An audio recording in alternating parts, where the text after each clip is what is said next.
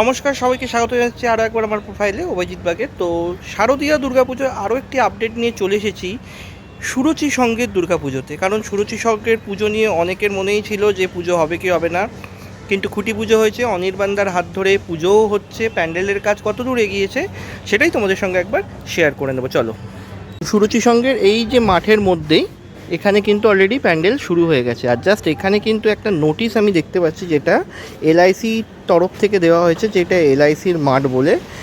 সেই অর্ডার কিন্তু এখানে একটা পড়ে গেছে।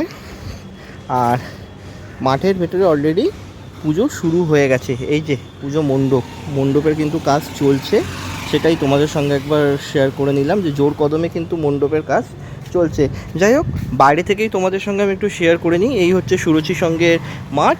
আর এই ভেতর দিকে দেখতে পাচ্ছ যে প্যান্ডেলের মাথা দেখা যাচ্ছে। আর এখানেই দেখো বাঁশের একটা স্ট্রাকচার হচ্ছে। কিন্তু পুজো হয়ে গেলে মাঠ কিন্তু আবার এলআইসিকে ফিরিয়ে দিতে হবে, সেরকমই এখানে একটা আমি নোটিশ দেখতে পেলাম, তোমাদের সঙ্গে শেয়ার করে নিলাম। কিন্তু কলকাতাতে যে পুজোগুলো নিয়ে কথা হচ্ছিলো যে পুজো হবে কি হবে না, সেই পুজোগুলো কিন্তু সবগুলোই ধুমধাম করে হচ্ছে। এরকম আরও পুজোর আপডেট পাওয়ার জন্য অবশ্যই প্রোফাইলটা ফলো করে সাথে থেকো।